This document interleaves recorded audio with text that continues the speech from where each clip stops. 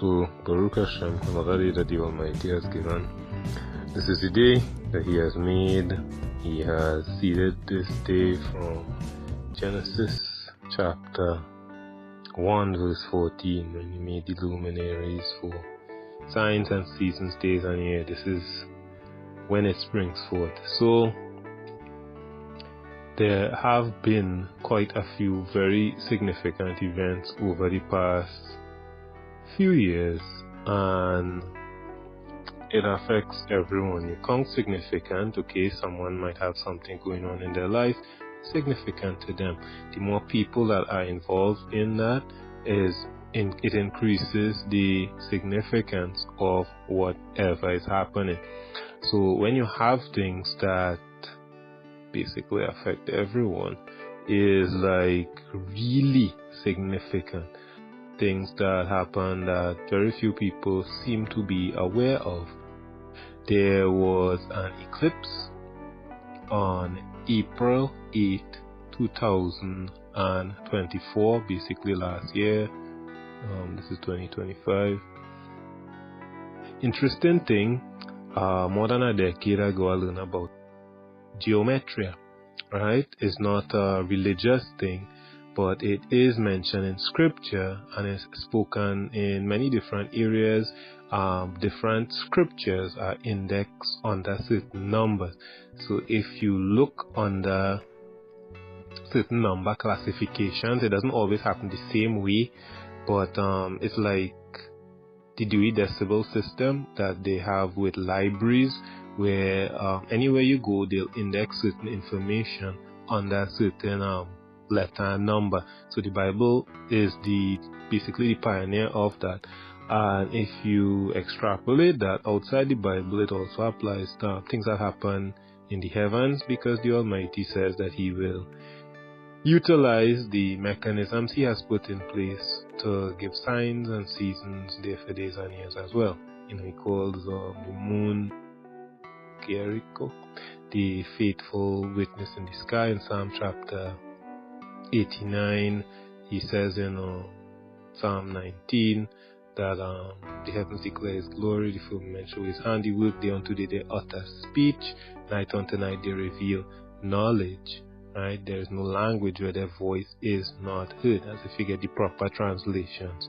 Right? So there is definitely some sort of serious message that the Almighty wants everyone to bear witness to on a daily basis, going on for thousands of years. I mean, not every day is it gonna be a serious message. Some days it's like, hey, sun's up, time to go out, do what needs to be done, as Yeshua Himself said.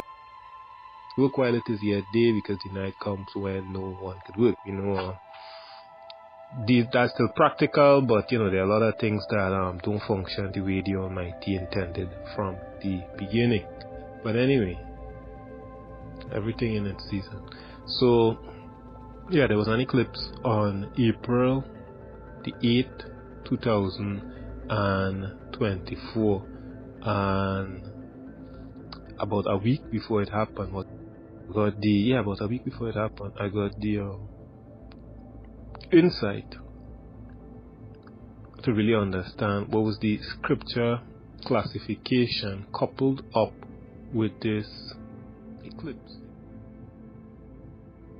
The next year, which is 2025, there was another eclipse, and if you look at the scripture early this year that came up with the geometry under that, it also carried basically the same message, right? So the 24 in 2024 indicated but the Almighty could show people messages in His word that may be obscure to others. Ask, seek, and knock, and if you have certain information, you will be able to see these things. If people denounce it, geometry, that's rubbish, they immediately close a doorway to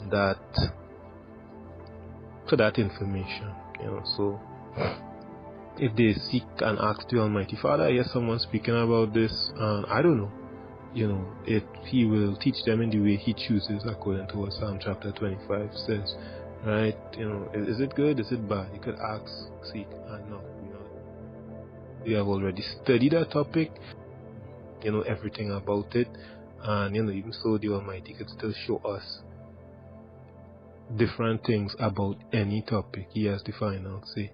So anyway, 2024, we look at Matthew chapter 24. What does Matthew chapter 24 speak about? Primarily the end of the temple at that time, and the ages. It spans a long span of time, the ages that would follow all the way up to the Messiah's return. Alright?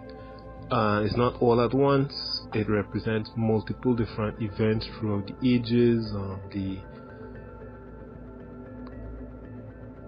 colonization of what was called the New World, and the wars that would take place among the different colonizers to obtain territory, wide span of time. Not everyone sees it that way, but that's what I learned, because I believe it was just talking about the end time, but it spans when they would destroy the temple in 70 AD, as he spoke to them, one stone would not be left upon another, and it just spans right until his return. A summary and overview, and it's worthy of a lot of study. A lot of people have been studying it, so that's good. Yeah, but what does the eclipse that happened on the 8th of April 2024 have to do with that? So 24 would represent the year. Then April in the calendar we follow now, which is what the Gregorian, I think. We have January, February, March, April, right? So we have the 4th month, and then you have it's the 2nd week. So it comes down to 4, 2, right? 24, 42. And when you consider what it says, it encourages you to watch, therefore, for the hour that your master returns. So you can check it. There was also the other warning that was 8. Right? It was on the 8th. 8 could also be classified as 44. 4 plus 4 in the geometria. This is a very light geometria, not the heavy stuff. Anybody could follow it and see where I'm coming from. And some people may say ungodly. In the book of Revelation, the Almighty expected his people to know this, because he said, let him who has knowledge calculate the number, for it is the number of a name. So it was common knowledge in ages past, but again, these things